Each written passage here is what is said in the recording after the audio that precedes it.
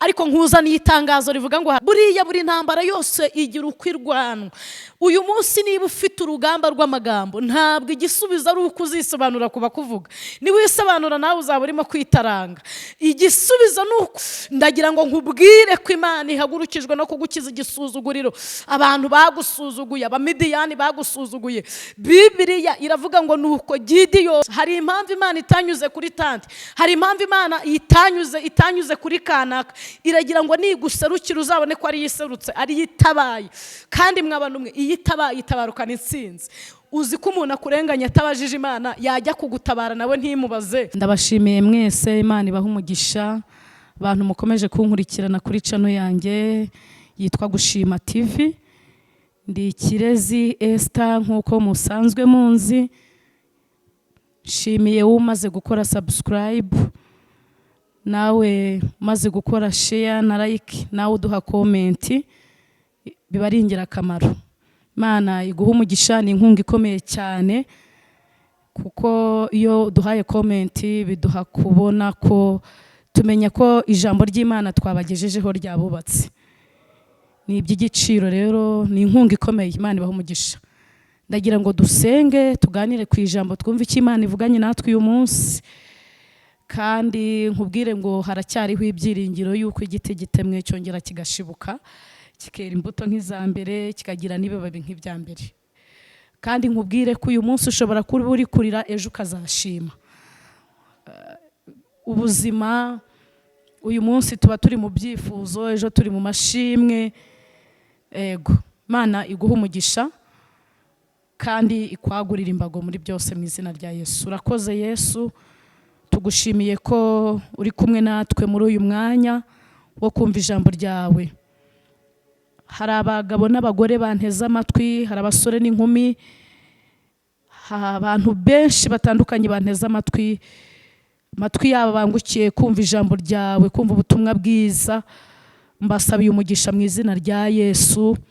Bagirire neza, barwanirire, babere ingabo ibakingira, babera igihome kibakingira, babera ubwugamo mu gihe cy'amakuba. Mu izina rya Yesu, umuntu wese unteze amatwi muvuganire, mubere maso, mubere ku rugamba, mubere ibyiringiro, mubere igihome kimukingira. Data wa twese, buri wese uko agukeneye abari kumugenzereza, buri muntu wese uko akwifuza abari kumugirira. Kandi ijambo ryawe ryarambwiye ngo nidusaba tuzahabwa, nidukomanga ku rugi tuzakingurirwa. Ngo kuko umuntu wese usabye ahabwa, ngo ndetse n'ukomanza arakingurirwa.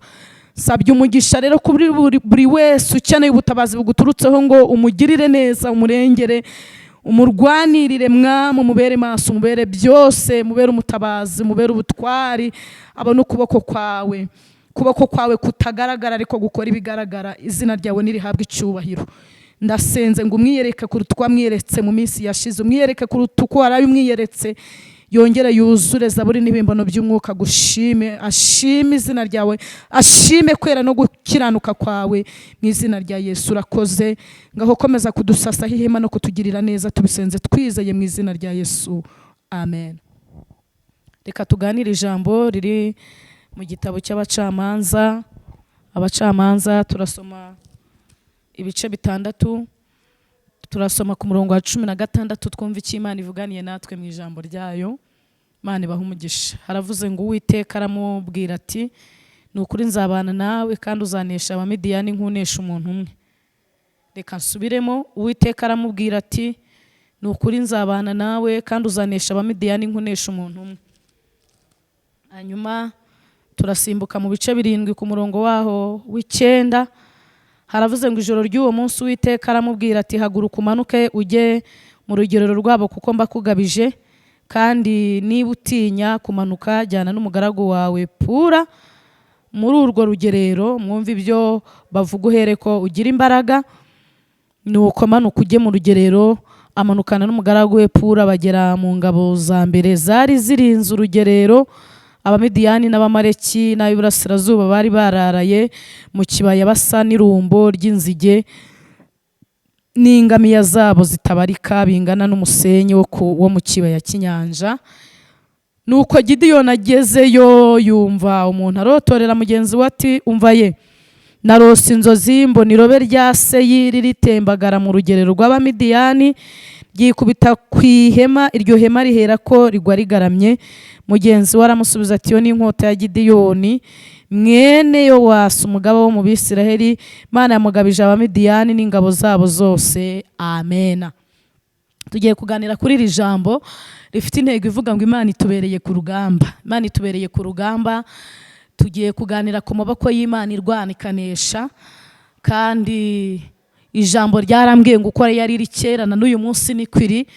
Ndagira ngo nkutangarize wowe unkurikiye ko ari Imana idasaza ngo yitwaza akabando, ni Imana itavuga amasigara byicaro, ni data, ntabwo ari data wacu, ni mwene wacu wa bugufi.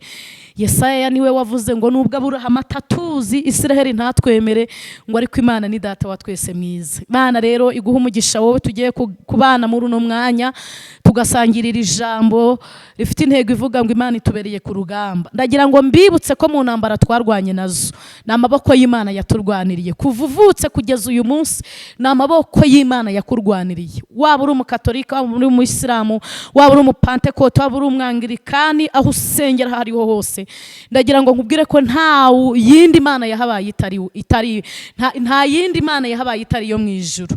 Imana yigeze ibwira Yakobo, iramubwira ngo ariko rata Yakobo mugaragu wanjye, wowe nakuye Egiputa, Etiyopiya ni Seba nkahatanga ku bwawe. Iramubwira ngo ntutinye kuko ndi kumwe nawe, ntiwihebe kubera ko ndi Imana yawe. Iramubwira ngo nzajya ngukomeza kandi nzajya ngutabara. Ibwira Yakobo ngo nzajya nkuramiza ukuboko kwanjye kw'iburyo. Reka mbabwire, ukuboko kw'Imana ntikugaragara ariko gukora ibigaragara. Iramubwira ngo abantu bakurakariye bazakorwa n'isoni bamwari, abagutonganya bazaba ubusa, bakurwanya uzabashaka ubabure, kuko jyewe Uwiteka nzagufata ukuboko nkakubwira ngo witinya. Ndagira ngo turi muri uyu mwanya Imana igufata ukuboko mu izina rya Yesu. Wenda batante baragufashe barakurekura, ba muyomba baragufashe barakurekura, ba sister, ba brother baragufashe barakurekura, ariko nkuzaniye itangazo rivuga ngo hari amaboko y'Imana takurekura, hari amaboko y'Imana agambiriye kugukomeza kugeza ku musozo w'urugendo rw'ubuzima bwawe. Bibiliya iravuga ngo Abisiraheli mu gihe cya Samusoni, Imana yarwaniriye Abisiraheli ikoresheje Samusoni ngo abakubitisha urwasaya rw'indogobe. Narababwiye mu minsi ishize ko nzabigarukaho, ngo abakubitisha urwasaya rw'indogobe Samusoni arabarwanya arabanesha. Ndashaka kuvuga ku maboko y'Imana arwanisha urwasaya rw'indogobe agatsinda. Mu gihe cya Debora, Imana yaramubwiye ngo niyicare yitegere Sisera n'ingabo n'umugaba w'ingabo ya Bini. Nta yindi ntwaro Debora yari afite, ngo yaragiye yitegera aho Sisera ari buturuke. Ibyabaye uwo munsi muzabusome muri Bibiliya, nuko ingabo za Sisera zasubiranyemo, ndetse ya Bini umugaba w'ingabo agasohoka mu igare akirukanka n'amaguru. Mutekereze umuntu yirukanse n'amaguru agasiga igare rye ry'intambara kubera amaboko y'Imana. Mu gihe cya Dawidi, Imana yaramubwiye ngo manuka ku kagezi uhakura amabuye 5. Ni muri cya gihe bari bafite intwari y'igati yitwa Goliyati, yari yarazengereje Abisiraheli, yabasuzuguraga ikabasuzugurana n'Imana yabo. Muri ino minsi ntabwo nzi Goliyati uri kugusuzugura. Ashobora kuba ari ubushomeri, ashobora kuba ari uwa boss umukoresha wo gukoresha ku kazi, ashobora kuba ari Goliyati uhanganye nawe ari uwo kubura urubyaro, ashobora kuba ari dindiza kampani yawe, ashobora kuba ba Goliyati duhanganye nabo muri ubu buzima. Ni benshi bahora badusuzugura, bahora batubwira ko ibyasezeranijwe dufite bitazasohora. Ariko reka mbibutse ko Pawulo aherutse kwandika, Abayuda baramubajije ngo ariko Abayuda barusha iki abandi? Arabasubiza arababwira ngo babarusha muri byose, ngo nuko ari abantu babitse ibintu byasezeranijwe. Arababwira ngo badufate nk'abantu batariho, ngo ariko turiho, ngo badufate nk'abakene, ngo ariko dutungishije benshi, ngo badufate nk'abagiye gupfa, ngo ariko turi bazima. Aravuga ngo ndetse tunakubitwa hasi ariko ntabwo dupfa. Yohana aherutse kwandika mu nzandiko ze aravuga ngo bakundwa, ngo ubu turi abana b'Imana. Aravuga ngo ariko ukuntu tuzasa ntabwo kurerekanwa, icyakora Yesu naramuka yerekanwe amen, tuzasa nawe. Bibiliya iravuga ngo nuko Imana ibwira Dawidi ngo amanuke ku kagezi, ngo amanuka ku kagezi hakura amabuye 5, asobanura ibitabo 5 bya Mose, ngo arazamuka. Buriya buri ntambara yose igira uko irwanwa. Uyu munsi niba ufite urugamba rw'amagambo, ntabwo igisubizo ari uko uzisobanura ku bakuvuga. Ni wisobanura nawe uzaba urimo kwitaranga. Igisubizo ni uko urwana bucece, ukamera nk'Abisiraheli bazenguruka Yeriko, ukazenguruka urwo rukuta rw'amagambo bucece. Abo bantu barimo bakuvuga, barimo baragupublicita, barimo baragukorera publicity, barimo barakwamamaza. Imana nigutabara, Imana nikwibuka, bazakumenya bitabagoye. Ni publicity utishyuye barimo bagukorera. Uyu munsi ahari famiye zaragutaye, ndagira ngo nkubwire ko hari Imana itakureka, hari Imana itagusiga. Niyo mpamvu Yesaya aherutse kwandika aravuga ngo kubw'uko Umwami Imana izantabara, nicyo gituma namwara, nicyo gituma nkomera mu maso yanjye hakamera nk'urutare, ngo kubera ko unsindishiriza ari hafi yanjye, ngo mbese uzansindisha ninde? Imana ishimwe. Bibiliya iravuga ngo nuko Dawidi avuye ku kagezi azamuka guhangana n'intwari y'Igati. Intwari y'Igati njya ntekereza kuri Dawidi, ngatekereza ko yazamutse aririmba nk'uwa 16. Niwe uvuga ngo aba Yesu bishimira izina rye ryiza, ribamara umubabaro rikabatinyura. Yaravuze ngo umutima ukomeretse ngo niryo riwukiza, ngo ndetse n'ushonje niryo riwuhumuriza. Aravuga ngo niryo ngabo yacu nziza, ngo ihora idukingira, ngo ni urutare twubakaho n'inzu yacu itagwa. Njya ntekereza ko Dawidi yaririmbye uwa 4 akagenda asatira intwari y'Igati avuga ngo nge ndi imbere yawe ndi umwana muto, icyo nkwiriye ni ugufashwa rwose mu bintu byose. Mu gihe ngeragezwa mu isi, nkomeza singende ngenyine, umbe hafi mu rugendo rwanjye. Dawidi ngo akaba mu mvumba, ngo akuramo umuhumetso w'ibuye arawuzunguza, arawurekura. Hanyuma kubera yuko wari ushorewe n'amaboko y'Imana, ngo uragenda urigita mu mutwe w'intwari y'Igati. Mbibutse ko Goliyati arimo yitegereza Dawidi, ngo yakuyemo ingofero yari irinze umutwe we, ayihereza uwari umutwaje intwaro. Ngo yitegereza iyo systeme Dawidi aje kurwanamo, abona mu myaka amaze mu ntambara ntabwo iyo systeme yigeze ayibona. Kandi mbibutse ko Dawidi mbere yuko arwana na Goliyati yabanje kujya imbere ya Sawuli. Sawuli ngo aramubaza ngo kuriya mugabo amenyereye iby'intambara, ko yarwanye intambara kuva mu busore bwe kugeza uyu munsi, uzamukubitisha iki? Uzamurwanisha iki?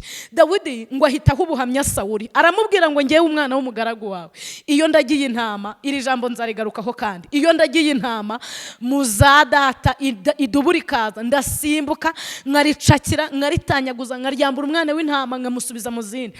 Niyo iduburije naryo nuko mbigenza. Ngo amuha ubuhamya, aramubwira ngo iyo nkuye mu nzara z'intare ikankura no mu zidubu, izankura mu maboko y'Umufilisitiya utarakebwe. Ndagira ngo nkubwire ngo uyu mwanya ubuhamya ikigeragezo umazeho iminsi, ubuhamya intambara umaze iminsi urwana, uyibwire ngo hari Imana yandwaniriye. Uyibutse imyaka niba uyibuka, uyibutse amatariki niba uyibuka, uyibutse uyibwire ngo hari intambara wandwaniriye, urazirwana. Ngwino wongere undwanirire, ngo ufitiye icyizere, ndakwizeye, nkwikomejeho, ndakwiringiye, ni wowe maboko magari, ni wowe mugongo uduhetse. Ziha ubuhamya, uzibwire ngo hari Imana idashyirwaho n'amatora, ngo tugire ubwoba ko ibyo yatubwiye izakurwa ku ngoma, izaterwa ku budeti itabishohoje.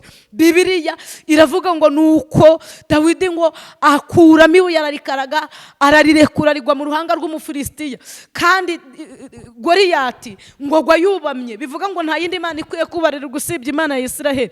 Ndagira ngo mbibutse ko Imana ifite intwaro ziruta iz'Abanyamerika, Imana ifite intwaro ziruta iz'Uburusiya. Uko izakurwanirira siko izandwanirira.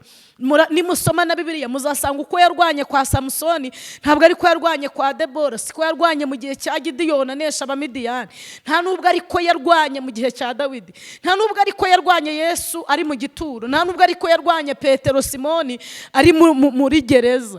Ariko Bibiliya ikitwereka nuko ari Imana yarwanye. Nawe nusubiza amaso inyuma urasanga intambara waciyemo icyaguhesheje intsinzi nuko ari Imana yakurwaniriye. Bibiliya iravuga ngo nuko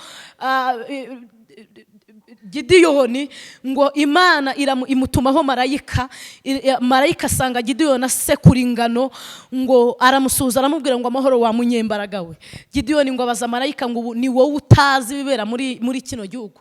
Ntabwo uzi yuko tumaze imyaka 20 duhinga ingano, abamidiyani bakaza bakazitwika, izisigaye bakazisira ibanga?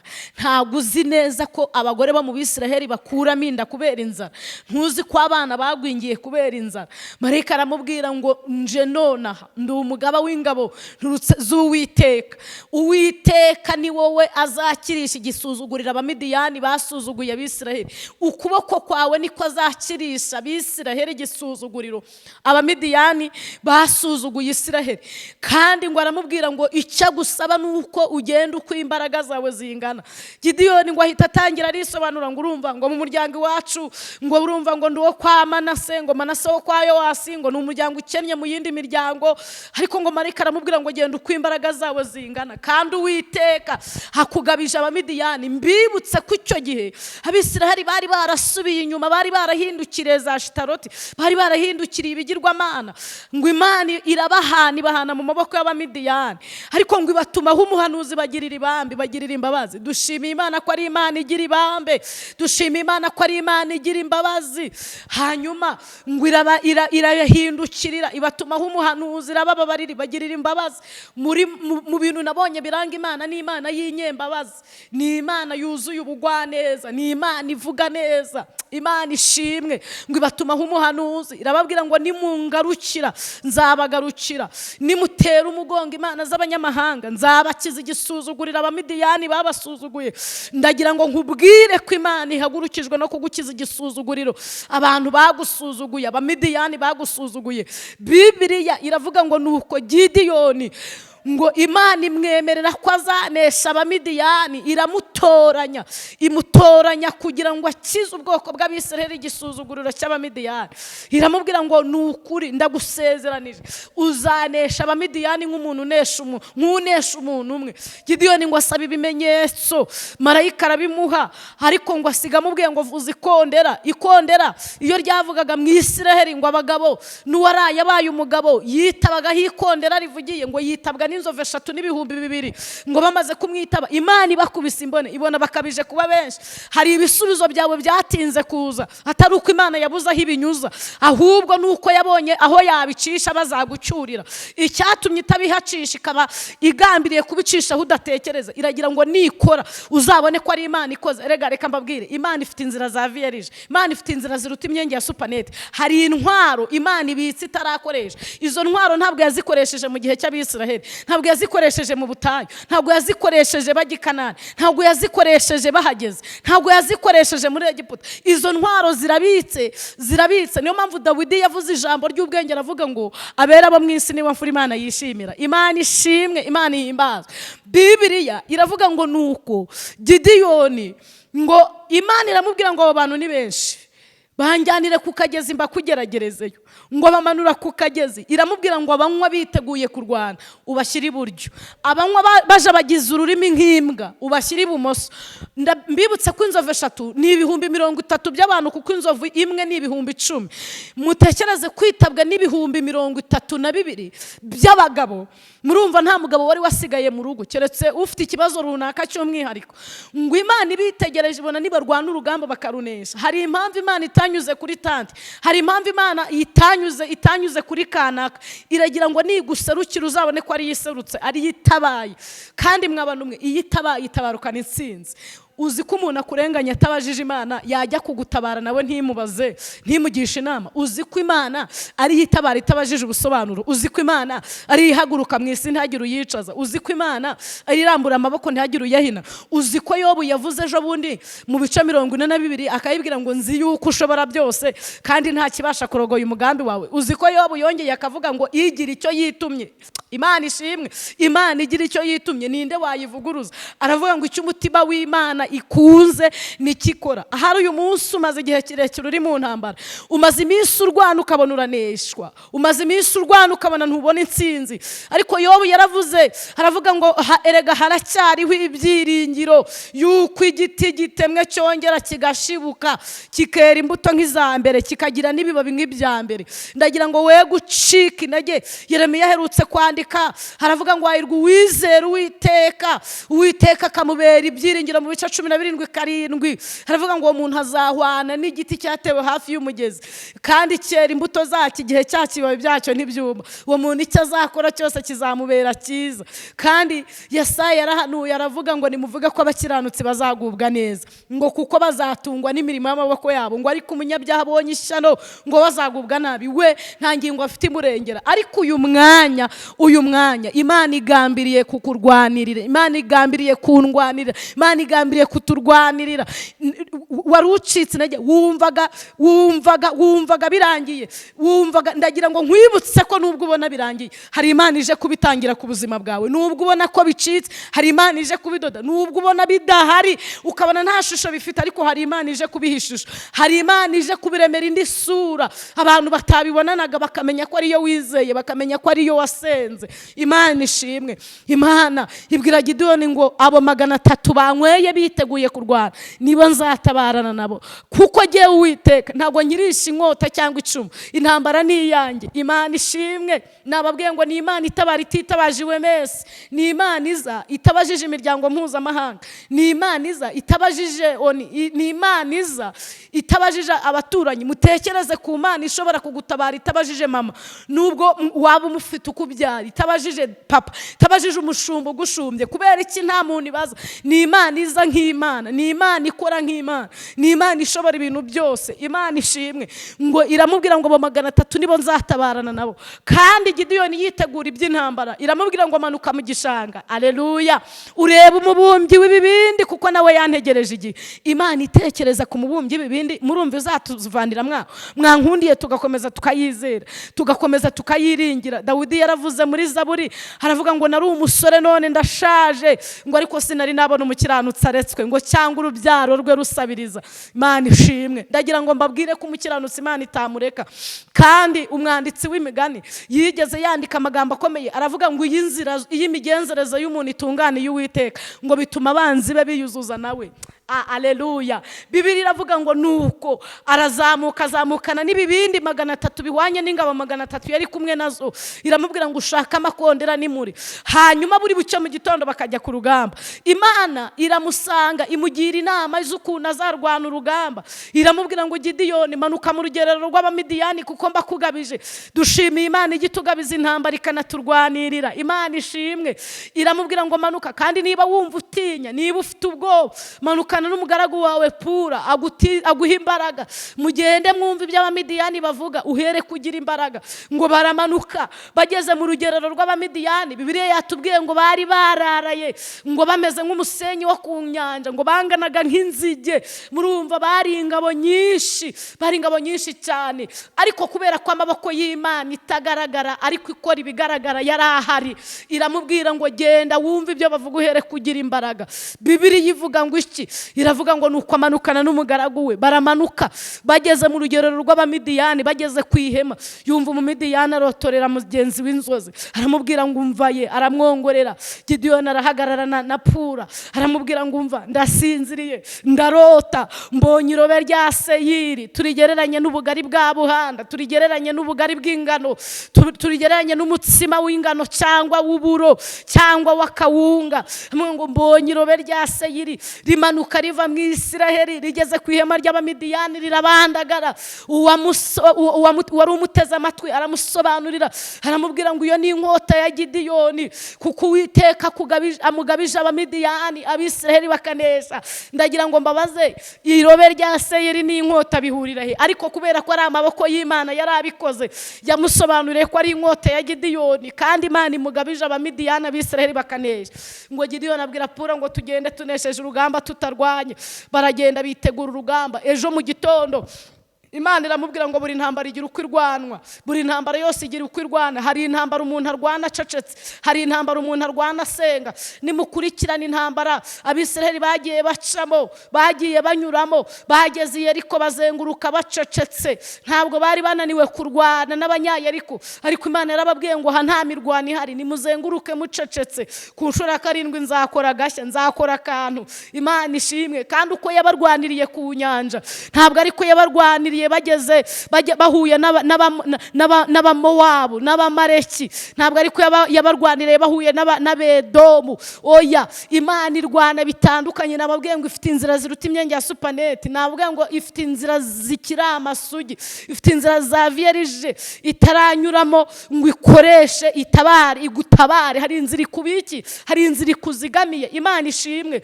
Gideyoni ngo buciye mu gitondo, Imana yarayimuhaye urugamba, iramubwira ngo abasirikari 100 bakubita ibibindi, abo hagati n'abo ku ruhande bazamura imuri bavuza amakondera, abo hagati n'abo bakubita ibibindi, ababanje n'aba gatatu bazamura imuri bavuza amakondera, aba gatatu bakubita ibibindi, abo hagati n'ababanje bazamura imuri bavuza n'amakondera.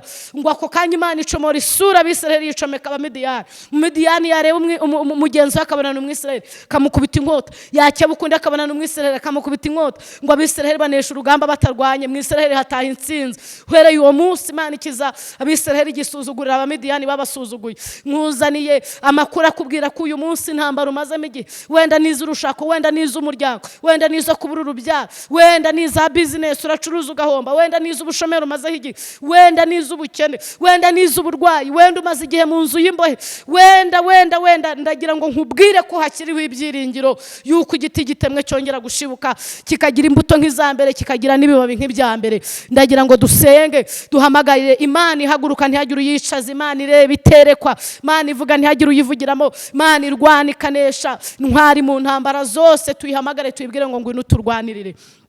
Uri Uwiteka, niryo zina ryawe, nta wakubanjirije nta n'uzaguheruka. Uri Alufa ndetse ukaba na Omega, uri igiti cy'inganzamarumbo, uri ubwugamo bw'umugaru, uri rudatetereza abakwisunza urugamba rugeze mu mahina.